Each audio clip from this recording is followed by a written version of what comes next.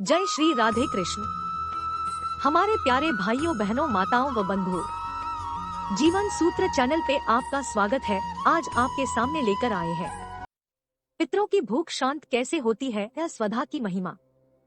पितृपक्ष के शुरू होने से पहले मैंने आपको पितृ तर्पण का एक मंत्र बताया था जिसमें स्वधा शब्द आया। स्वधा कौन है, स्वधा की उत्पत्ति कैसे हुई, श्राद्ध तर्पण और पितृकर्म में स्वधा का क्या महत्व, इसे जरूर जानना चाहिए। यज्ञ हवन आदि में आहुति देते समय मंत्र के अंत में स्वाहा का उच्चारण क्यों किया जाता है, इसकी कथा भी बड़ी रोचक है। संक्षेप में कहूँ तो स्वाहा की उत्पत्ति भगवान ने देवताओं को आहार प्रदान करने के लिए की थी। देवताओं की भूख शांत करने के लिए ब्रह्मा ने स्वाहा की व्यवस्था दी, पर पितरों के लिए क्या किया? पितरों की भूख शांति के लिए ब्रह्मा जी ने स्वधा की सृष्टि की थी। आज उसकी स्वधा की कथा सुनाता हूँ। क्यों पितरों का आह्वान स्वधा के साथ होता है? सृष्टि के आरंभ में ब्रह्मा जी ने मनुष्यों के कल्याण के लिए 7 पितरों की उत्पत्ति की।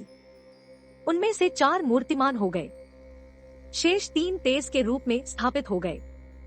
अब 7 पितरों के लिए अब परमपिता को आहार की व्यवस्था की करनी थी। ब्रह्मा जी ने व्यवस्था दी कि मनुष्यों द्वारा श्राद्ध और तर्पण के माध्यम से जो भेंट अर्पण किया जाएगा वही पितरों का आहार होगी। ब्रह्मा जी द्वारा अपने लिए आहार के प्रबंध से पितर संतुष्ट होकर चले गए। उन्होंने श्राद्ध तर्पण की भेंट की प्रतीक्षा की, पर मनुष्यों द्वारा तर्पण के उपरांत भी पितरों तक उनका अंश नहीं पहुंचा। पितर बड़े चिंतित हुए। आखिर ब्रह्मा जी ने यह व्यवस्था दी है तो फिर उनका अंश उन्हें प्राप्त क्यों नहीं हो रहा? आपस में परामर्श के बाद सबने पुनः ब्रह्मा जी से ही अपनी परेशानी बताने की निर्णय किया। वे अपनी समस्या लेकर ब्रह्मदेव के पास ब्रह्मलोक पहुँचे। पितरों ने ब्रह्मा जी की स्तुति के बाद अपना निवेदन रखा है, परमपिता आपने मनुष्यों के कल्याण के लिए हमारी रचना की। उनके द्वारा दिए जाने वाले श्राद्ध और तर्पण का अंश हमारे लिए तय किया, फिर भी मनुष्यों द्वारा भेजा हमारा अंश हमें नहीं मिल रहा है। हमारा अंश हम तक क्यों नहीं पहुंचा रहा? हमने विचार किया और इस निष्कर्ष पर पहुंचे कि हमारा अंश हम तक पहुंचाने का कोई साधन नहीं है। ब्रह्मा जी उनकी परेशानी समझ रहे थे। पितरों ने कहा, देवों को जब हवन आदि में से उनका अंश नहीं मिल रहा था तो आपने उनके लिए भगवती के अंश स्वाहा की उत्पत्ति करके उन पर कृपा की थी। प्रभु हमारी भूख शांत करने का भी उचित उपाय करें। पितरों की विनती पर ब्रह्मा ने उन्हें आश्वस्त कराया कि वह इसका निदान करेंगे। यज्ञ में से देवताओं का भाग उन तक पहुँचाने के लेने के लिए अग्नि की भस्म शक्ति स्वाहा की उत्पत्ति देवी भगवती से हुई थी। इसलिए ब्रह्मा ने पुनः देवी का ही ध्यान किया और उनसे पितरों के संकट समाधान की विनती की। पितृपक्ष में श्राद्ध कर्म तर्पण की सरलतम वैदिक विधि। भगवती ब्रह्मा के शरीर से उनकी मानसी कन्या के रूप में प्रकट हुई।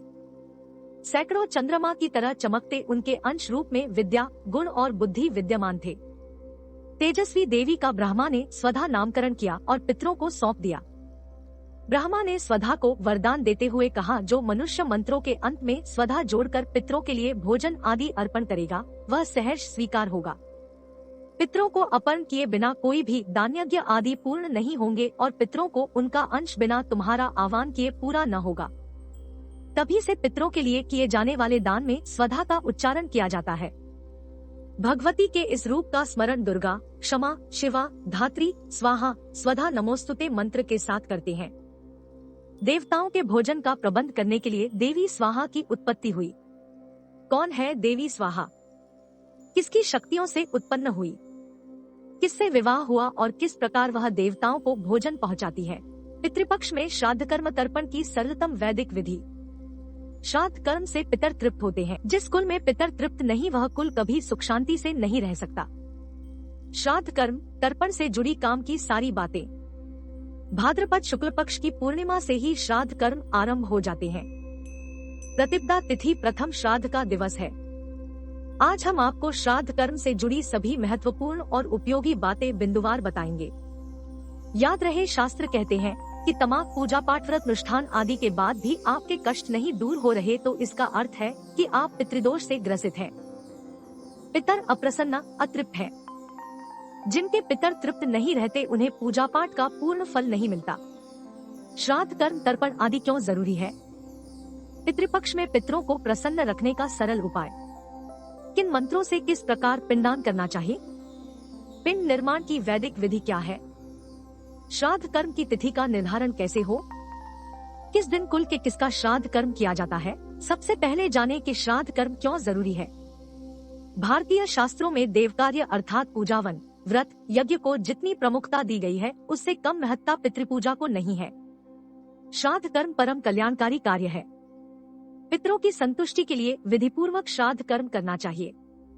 जो व्यक्ति सिर्फ देव कार्य करते हैं लेकिन श्राद्ध कर्म नहीं करते, उनके देव कार्य का वह लाभ नहीं प्राप्त होता जो होना चाहिए था। सरल भाषा में समझे तो जिस घर में बड़े बूढ़े भूखे प्यासे हैं, उस घर में आकर देवता भोज कैसे ग्रहण करेंगे। वैसे तो पितरों को प्रतिदिन जल से श्राद्ध करना चाहिए। जो ऐसा नहीं कर पाते उनके लिए पितृपक्ष में श्राद्ध के विशेष दिन बताए गए हैं। जो इन दिनों में भी श्राद्ध कर्म तर्पण आदि नहीं करते, पितृगण उनका रुधिर यानी रक्तपान करते हैं। श्राद्ध की महत्ता ऐसी है कि माता सीता ने पितरों के लिए पिंडदान और श्राद्ध किया था। सप्तर्षियों में शामिल अगस्त्य ऋषि ने एक बार वृक्ष से उल्टा लटक कर रोते हुए अपने पितरों को देखा। अपने पुण्य कर्मों से उन्हें स्वर्ग प्राप्त हुआ था, किंतु फिर भी वे दुखी। अगस्त्य ऋषि विवाह नहीं कर रहे थे। उनके पितरों को आशंका थी कि यदि वंश समाप्त हो गया तो उन्हें श्राद्ध तर्पण नहीं मिलेगा। इससे उन्हें स्वर्ग से निष्कासित होकर इसी तरह दुखी रहना पड़ेगा। पितरों द्वारा श्राद्ध कर्म जैसे पितृकार्य की महत्ता सुनने के बाद महर्षि अगस्त्य को निर्णय बदलना पड़ा था। माना जाता है कि पितृपक्ष की अवधि में हमारे पितृगण पृथ्वी पर आते हैं। एक पक्ष यानी 15 दिनों तक पृथ्वी पर रहने और संतुष्ट होने के बाद पितर पितृलोक को लौट जाते हैं। इस दौरान पितृ अपने परिजनों के समीप ही स्थित रहकर आनंद का अनुभव करना चाहते हैं। इसलिए पितृपक्ष में कोई भी ऐसा कार्य नहीं करना चाहिए जिससे पितृगण की मर्यादा खंडित हो और वे नाराज हो। पितरों को प्रसन्न रखने के लिए विशेष ध्यान देने की बातें। पितृपक्ष के दौरान यथासंभव ब्राह्मण, जामाता, भांजा, मामा, गुरु, नाती को भोजन कराना चाहिए। ब्राह्मणों को भोजन करवाते समय भोजन का पात्र दोनों हाथों से पकड़कर लाना चाहिए, अन्यथा भोजन का अंश राक्षस ग्रहण कर लेते हैं। फिर यह भोजन पितृगणों को प्राप्त नहीं होता। पितृपक्ष में द्वार पर आने वाले किसी भी जीव जंतु को पीड़ा न दे। प्रतिदिन रसोई में से गाय, कुत्ते, कौआ, बिल्ली आदि के लिए सबसे पहले अंश निकाल दे, उन्हें खिलाएं। इससे पितरों को तृप्ति होती है। शाम के समय घर के द्वार पर एक दीपक जलाकर रखने का भी विधान है। यथासंभव द्वार पर आए किसी भी प्राणी का सत्कार करना चाहिए। श्राद्ध की तिथि का निर्धारण कैसे करें? किस तिथि को होता है किसका तर्पण? कैसे करें पिंडदान, श्राद्ध कर्म? श्राद्ध कर्म, तर्पण और पिंडदान में श्वेत वस्त्र ही धारण करें। जौ के आटा या खोया से पिंड का निर्माण कर लें। फिर चावल, कच्चा सूत, पुष्प, चंदन, मिठाई, फल, अगरबत्ती, धूप, मधु, तिल, जौ, दही आदि से पिंड पूजन कर ले। पिंड को हाथ में ले ले। फिर इस मंत्र को पढ़ने के बाद पिंड को अंगूठा और तर्जनी के मध्य से छोड़े। तर्पण मंत्र: इदम पिंडन। फिर पितर का नाम ले, तेभ्यः स्वधा। इस तरह कम से कम 3 पीढ़ी के पितरों को पिंडदान करना चाहिए। इस तरह पिंडदान करने के बाद निम्न मंत्र को 3 बार पढ़कर पितरों की आराधना करनी चाहिए। पितर पूजन का यह मंत्र स्वयं ब्रह्मा जी द्वारा रचा गया है। पितृ आराधना एवं तर्पण मंत्र है: देवताभ्यः पितृभ्यश्च महायोगिश्च एव च नमः स्वधाय स्वाहाय नित्यमेव भवन्त्यु। इसके बाद पिंड को उठाकर जल में प्रवाहित कर देना चाहिए। श्राद्ध सदैव दोपहर के समय ही करें। प्रातःकाल एवं सायंकाल में श्राद्ध की मनाही है। श्राद्ध करते समय दाहिने से बाएं नहीं बल्कि बाएं से दाहिने घड़ी की सुई के घूमने की दिशा के विपरीत परिक्रमा करनी चाहिए। श्राद्ध कर्म दक्षिण दिशा की ओर मुख करके पूरा करें। दक्षिण ही यम की दिशा है। जिस दिन श्राद्ध करे उस दिन पूर्ण ब्रह्मचर्य का पालन करना चाहिए। श्राद्ध के दिन क्रोध, चिड़चिड़ापन और कलह से दूर रहें। पशु पक्षियों के प्रति प्रेम भाव रखें। पितरों को भोजन सामग्री देने के लिए मिट्टी के बर्तनों का प्रयोग करना उत्तम है। केले के पत्ते या लकड़ी के बर्तन का भी प्रयोग किया जा सकता है। यह भ्रामक है कि इस अनुष्ठान में ब्राह्मणों को जितना भोजन खिलाएंगे वह सारा पदार्थ उसी आकार, वजन और मात्रा में पितरों को मिल जाएगा। वास्तव में श्रद्धापूर्वक श्राद्ध में दिए गए भोजन का सूक्ष्म अंश परिणत होकर उसी अनुपात व मात्रा में प्राणी को मिलता है जिस योनि में वह प्राणी है। सच्चे मन, विश्वास, श्रद्धा के साथ किए श्राद्ध से पितरों को आत्मिक शांति मिलती है। वे हम पर आशीर्वाद की वर्षा करते हैं। श्राद्ध तिथि में पृथ्वी पर किया जाने वाला पिंडदान दीर्घजीवन, आज्ञाकारी संतान, सुख समृद्धि प्रदान करने वाला होता है। आमतौर पर पितृपक्ष 16 दिनों का होता है, जो भाद्रपद पूर्णिमा के साथ शुरू होकर आश्विन कृष्ण पक्ष तक चलता है। पितृदेव चालीसा। दोहा।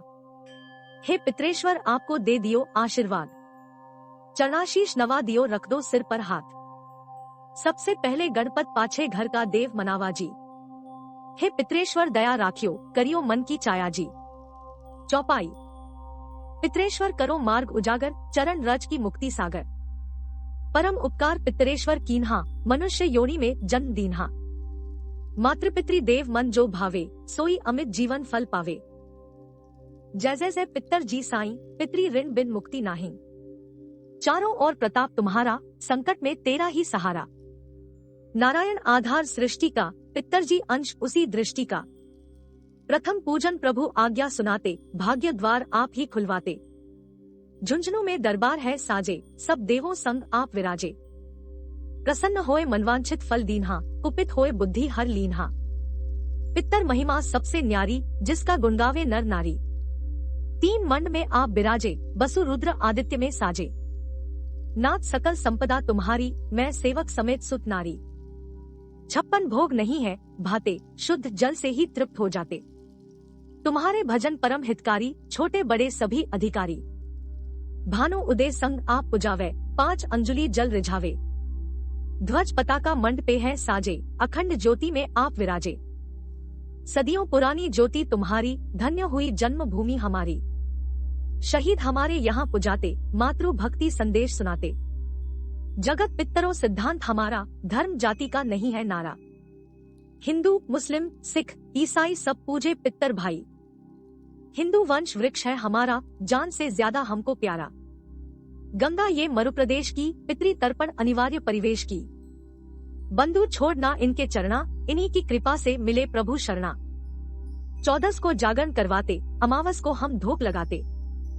जात जड़ूला सभी मनाते, नांदीमुख श्राद्ध सभी करवाते। धन्य जन्म भूमि का वो फूल है, जिसे पितृमंडल की मिली धूल है। श्री पितर जी भक्त हितकारी, सुन लीजिए प्रभु अरज हमारी। निशिदिन ध्यान धरे जो कोई, ता सम भक्त और नहीं कोई। तुम अनाथ के नाथ सहाय, दीनन के हो तुम सदा सहाय।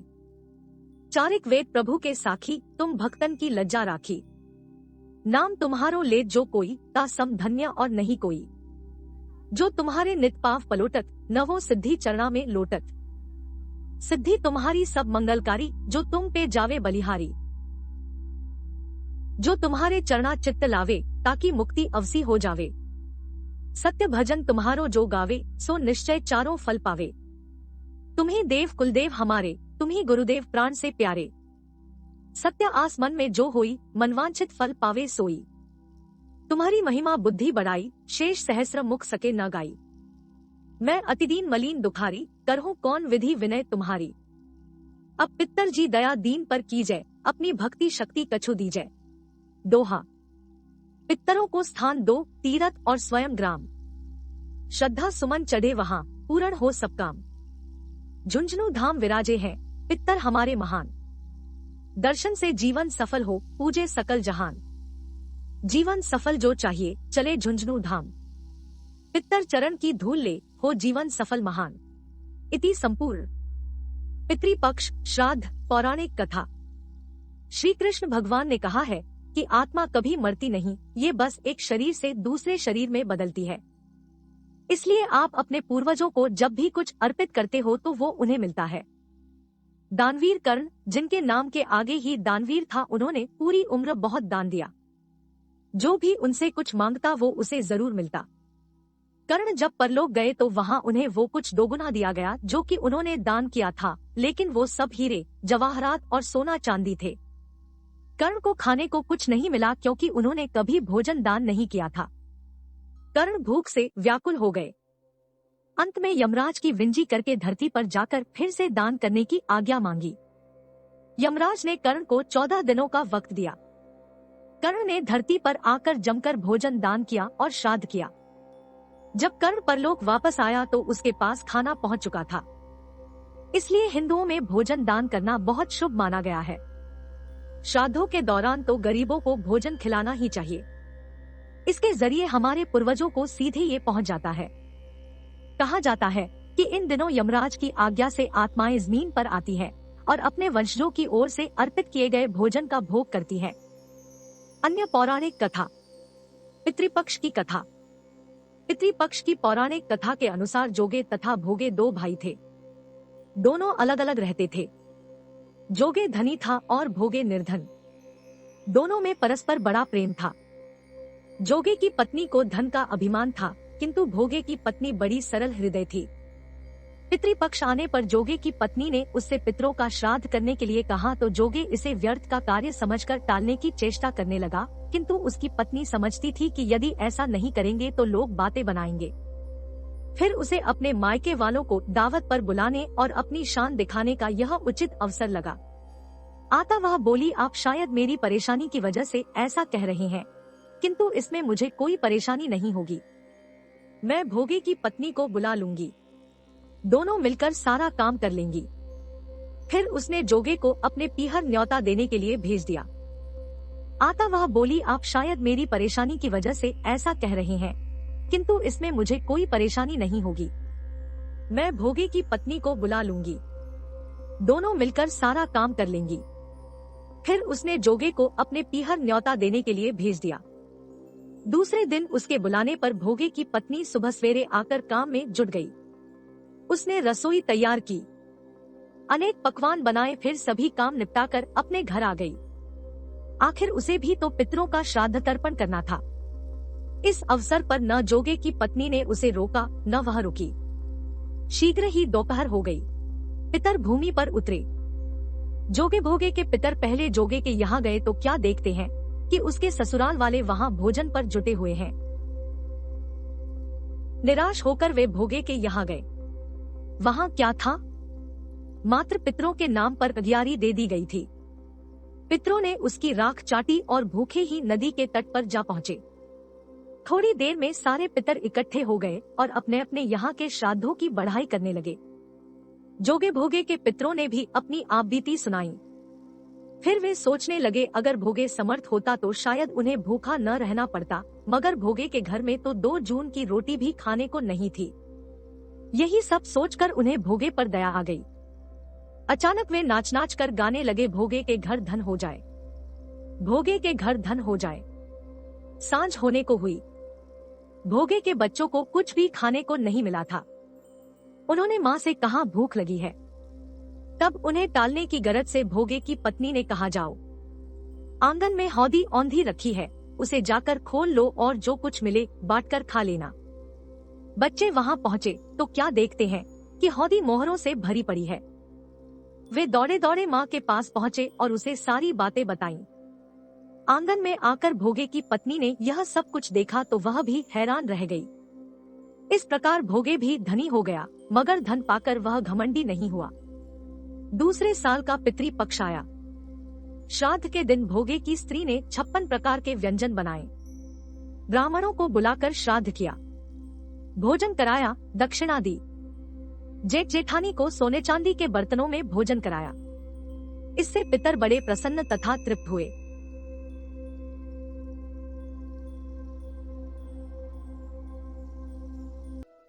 बंधुओं, आपको हमारी सुनी अनसुनी कहानियाँ एवं कथाएं पसंद आए तो अपने मित्रों के साथ शेयर करें, लाइक, कमेंट और साथ ही सब्सक्राइब करें और साथ में दिए गए बेल बटन को दबाएं ताकि हमारे चैनल पर आने वाली वीडियो की नोटिफिकेशन आप तक पहुंच सके।